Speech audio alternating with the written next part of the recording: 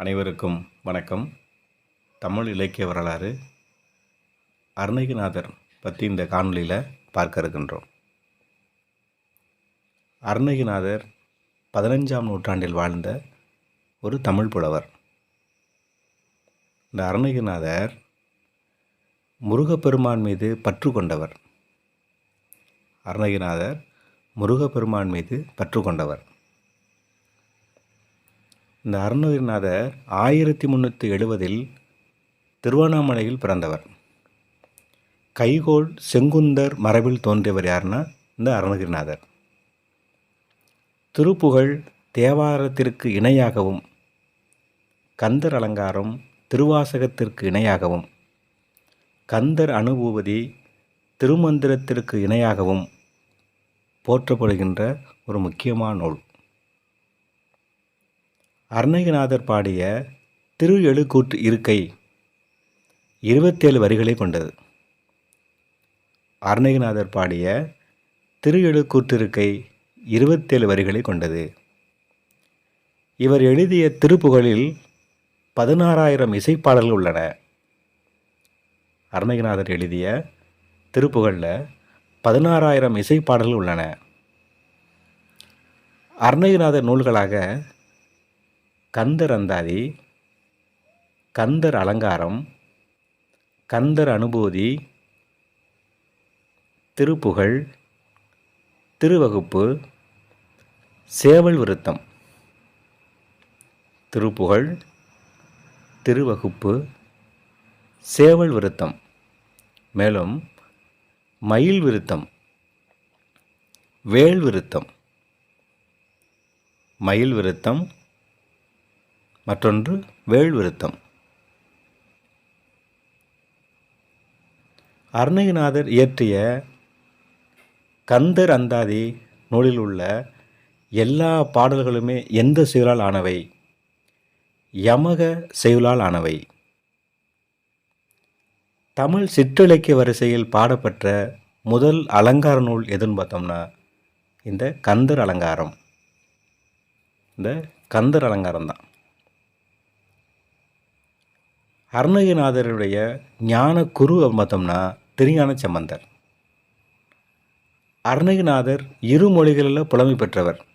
அது எந்தெந்த மொழின்னு பார்த்தோம்னா தமிழ் மொழியிலையும் புலமை பெற்றவர், இன்னொன்று வடமொழியிலையும் புலமை பெற்றவர். இந்த அருணகிரிநாதர் வாழ்ந்த காலம் பார்த்தோம்னா 15ஆம் நூற்றாண்டு. இவர் எழுதிய திருப்புகழில் 1088க்கு மேற்பட்ட சந்த வேறுபாடுகள் உள்ளனங்கிறாங்க. அருணகிரிநாதருடைய பட்ட பெயர்கள் பார்த்தோம்னா சந்த கவி, வண்ணச்சரபம். அருணகிரிநாதர் பாடிய திரு எழுக்கூற்றுகை எத்தனை வரிகளை கொண்டதுன்னு பார்த்தோம்னா 27 வரிகளை கொண்டது.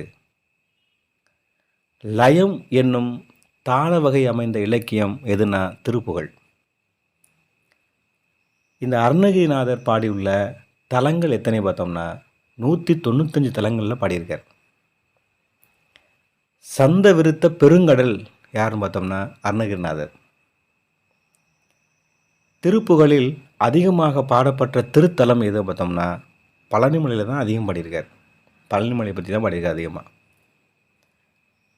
கந்தர் அந்தாதி பாடல் 102 பாடல், காப்புச்செயல் உட்பட 102 பாடல்கள் கந்தர் அந்தாதியில். கந்தர் அலங்காரத்தில் பார்த்தோம்னா இது தமிழ் சிற்றிலக்கிய வரிசையில் பாடப்பட்ட முதல் அலங்கார நூல் எதுனா கந்தர் அலங்காரம். இது 108 பாடலை கொண்டது. அருணகிரிநாதர் உலக வாழ்க்கை வெறுத்து தான் உயிரை மாய்த்து கொள்ள துணிந்த போது இவரை காப்பாற்றி முருகன் வழங்கிய உபதேசங்களை பற்றி இந்த நூல் கூறுகிறது. இந்த நூல் தேவாரம் போல வழிபட்ட நூல்களில் கருதப்படுகிறது. தேவாரத்தை எப்படி வழிபாடு நூலாக கருதப்படுறோமோ அந்த அளவுக்கு நூலாக கருதப்படுறாங்க. அடுத்து கந்தர் அனுபதியும் பார்த்தோம்னா அணு அப்படிங்கிறது அணு கூட்டல் பூதி என்று பிரிக்கலாம். அணுங்கிற என்பது அனுபவம், பூதிங்கிறது புத்தி அல்லது அறிவு கூர்மை. அப்போ அனுபவ அறிவை பூரிப்பதே அனுபூதி. இப்போ எடுத்துக்காட்டு திருமூலர் இடையன் உடலுக்குள்ளே புகுந்து திருமந்திர சொன்னாராம். அதுபோல் அருணகிரிநாதர் கிளி உடலுக்குள்ளே இருந்து கொண்டு இந்த நூலை சொன்னதாக கூறுகின்றனர்.